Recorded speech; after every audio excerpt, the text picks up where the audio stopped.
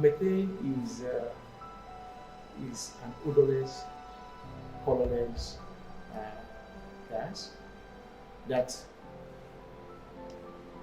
originate from so many sources.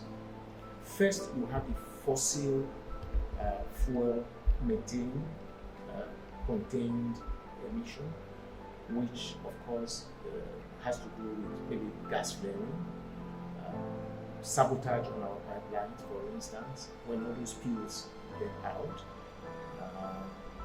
But the ones we are going to be talking about for the next 1 year for this particular group is methane that is associated with human activities. We know that fossil fuel, yes, human activities are involved in terms of exploration, exploitation, and production of petroleum products. But this one has to do with human activities within agricultural setting, landfills, burning of bushes, and so on and so forth. And the methane, when it escapes into the atmosphere, is volatile. Could be dangerous because of the volatility, because it contains carbons and nitrogen, and that can tell you how powerful it is. So in the atmosphere, we all inhale it by whatever form it is. And the anthropogenic methane that we are going to be talking about can stay as long as about 12 years in the atmosphere.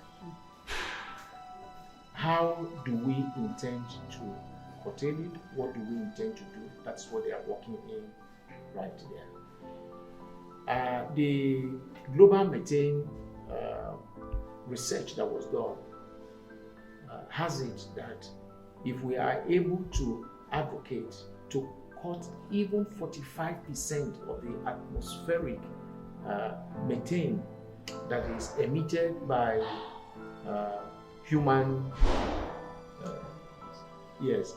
processes and outputs, like waste management, for instance, that it can reduce prenatal deaths by 225,000, and that it will reduce about 775,000 visits to the clinic by asthmatics. So, and that is if we can work to curtail it by 45% in a decade. So you can see that you are going to preserve life, and you are going to help people from not getting too sick because of the inhalation of this products. You as an individual may not be able to do anything because you come out in the open, you inhale. All of us inhale them. Usually when people move towards dump sites, you hear them saying, that kind of a thing. Yes, that whole area is laden with, methane emissions. So you're going to be inhaling it. And like I just said, that emission into the atmosphere can stay there for about 12 years. So we inhale it. And when you inhale it, the first point of cause of inhalation is your lung. They go into your body, and of course, they begin to cause,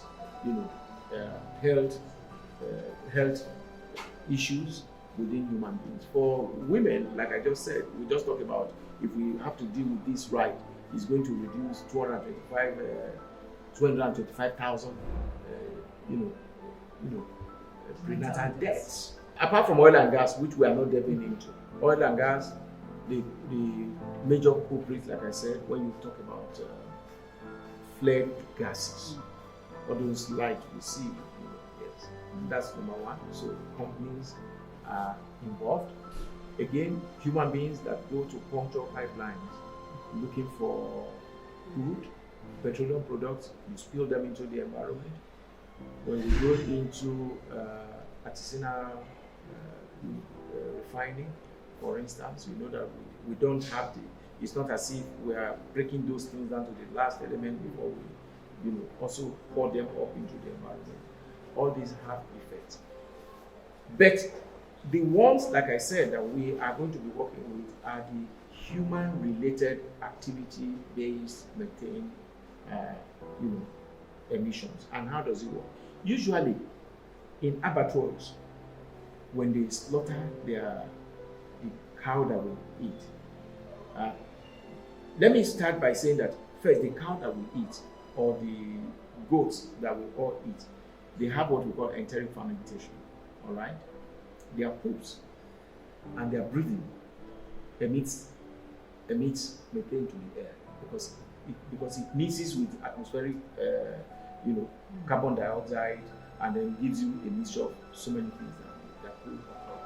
So when you are now talking about the human aspect of how we can curtail it, it is not just about digging the ground and putting those waste. No.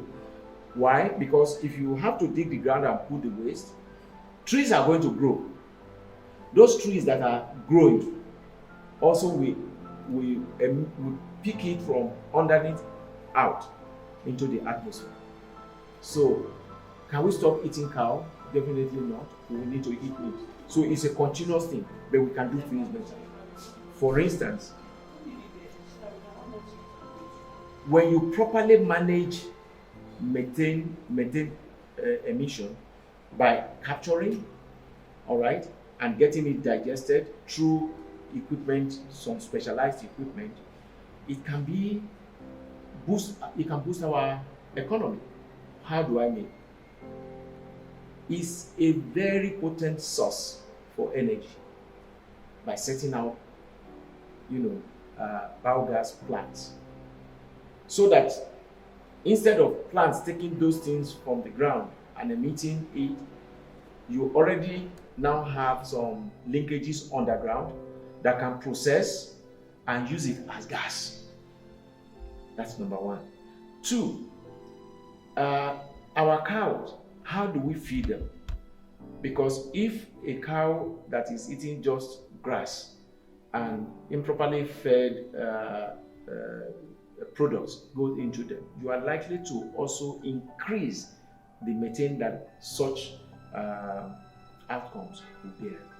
Our government, first, regulation is key. And I want to say that the federal government has tried in trying to curtail that of the fossil fuel. How did they do it? What they have done is to give licenses to those who are going to convert the fled gases, all right, into other products.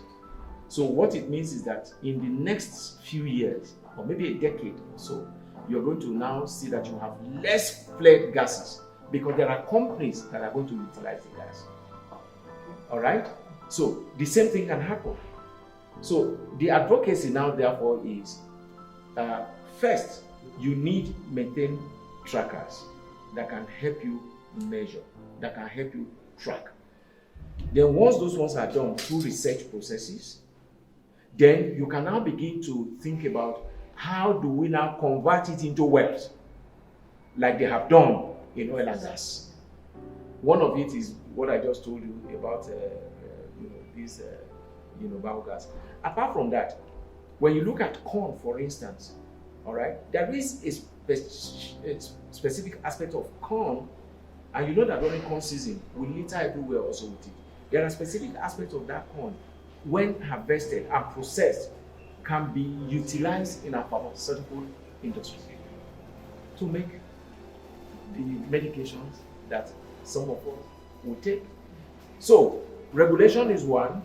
Encouraging investors to invest just the way they have encouraged investors to invest in the gas flare is also another thing that can help us. Gas flare, when it started, many people did not know the effect. Advocacy started, and the lady or the women in society now know that this thing that we have is a little bit harmful to our health. So the advocacy is to also let the communities know that this abattoir that we are seeing and just disposing the waste the way we like, this corn, rice, the shaft that we just dump everywhere, that they also have effect on us. So once that awareness is created, you and I will know, the community people will know, government will know, and then we need to now pull resources together to say, how can we all tackle it? So, but the first level is awareness. Not many people know that methane is harmful. Yes. Waste managers have roles to play. Farmers have roles to play. Individuals have roles to play. The government have also roles to play.